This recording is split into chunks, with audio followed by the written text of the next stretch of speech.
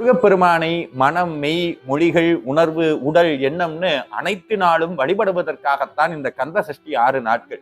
உடம்பினால் வழிபட வேணும் தான் நம்ம விரதம் இருக்கிறோம், பூஜை பண்றோம்.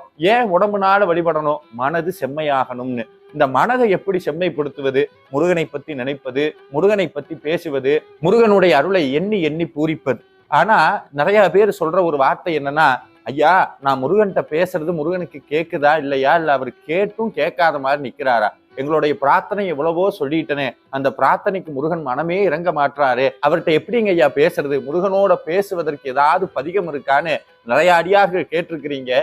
நம்ம எப்படி முருகன்கிட்ட பேசணுங்கிறத பேசியே ஒரு பதிகம் இருக்கிறது.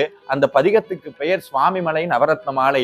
அதுல ஒரு பதிகம் வருதுங்க, என்னன்னா, ஒரு தரம் சரவணபவா என்று சொல்பவர் உள்ளத்தில் நினைத்ததெல்லாம் கைகூடும் என்று வேதங்கள் மொழியிலே.